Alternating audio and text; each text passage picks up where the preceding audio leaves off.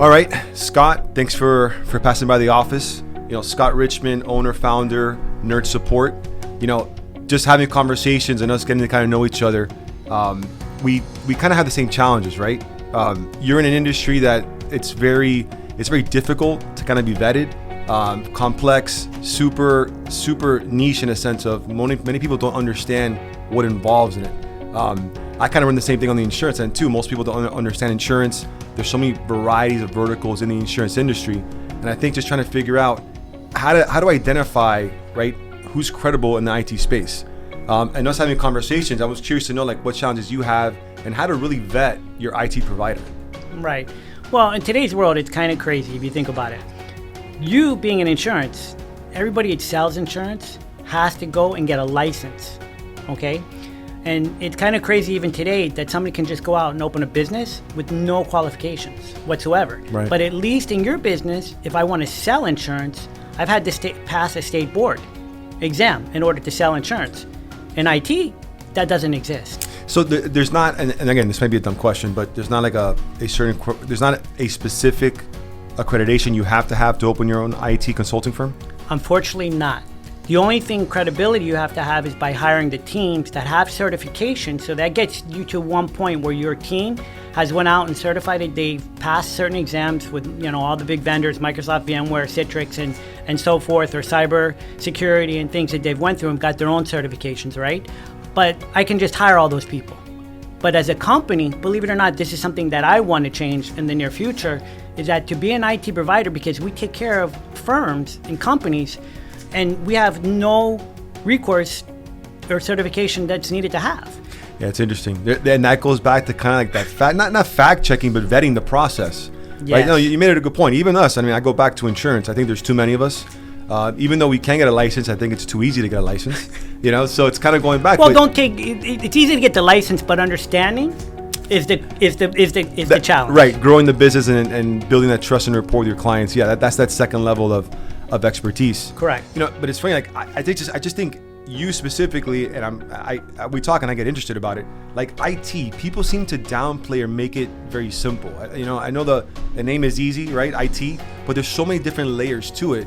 And it's kind of like when we have issues, right? We got to call you. It's like you come in. It's like the sigh of relief, right? Something that seems so maybe simple on our end could be such a complex problem. And then you kind of vetting. Talk to me about when you start interviewing and you start getting in the consulting, because you guys can do from the consulting, right, from the implementation. Yep. There's so many different levels. How does a company even start to ask that question?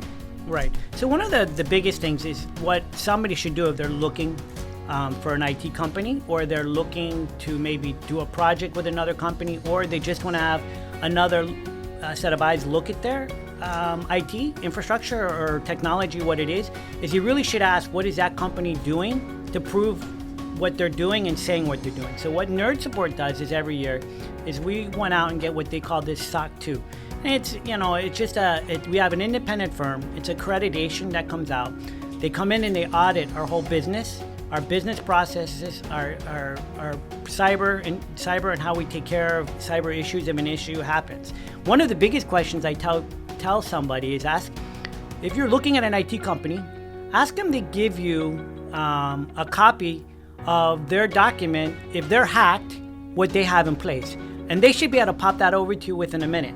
Because if they don't have that document ready to give to you, they're not the right company. Right. How are they going to protect you if something happens, right? Yeah, because what are they going to know? What do you want? When the fire alarm goes off, do you want the fire department to show up? Or do you want a bunch of chickens with their heads cut off running around thinking, oh crap, how are we going to get this fire out? Well, and that's the second level of conversations. Cyber-Liability insurance is not just for IT companies. People have a very misconception about who and what needs cyber-liability insurance, right? We get this all the time because it's one of the things that we tell every client that they should have their own policy. Because on our side, right, if the hack or something happens on our watch in our environment, that does fall on us, right? But if you have a rogue employee or something your employee did wrong, or he worked from home, or he clicked the wrong thing, or something the employee did not do, it actually falls back on the client Right. responsibility, and that's where you come in and have to explain that. But Right. people think, No, you're right. my IT company got it. I'm They'll take covered. care of it. If I get hacked, that has to be something you did you were negligent for, right? Correct. And going back to that, most people understand. I forgot what the percentage is. I think it's in the 80s, right? Most of it is human error, employee Yes. error. Where a lot of these phishing scams, now people, I think now even more than ever, like our companies being proactive in the remote working flex schedule type approach. Like, hey, if Target can get hacked, I'm sure your Wi-Fi at home, right, from Comcast is going to be more secure. Even me, I have young kids, right? Our kids share computers. Are they clicking on the wrong website? I mean, more than ever, and even when we start talking about it, I start thinking about, man, I could be exposed, right? Cyber has evolved.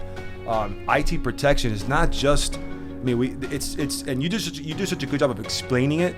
I just think it's gonna people just don't want to sit there and focus on it as much. Like, it's got to be louder. It's got to be more like, this is why you need it. But we're all exposed. We're all vulnerable.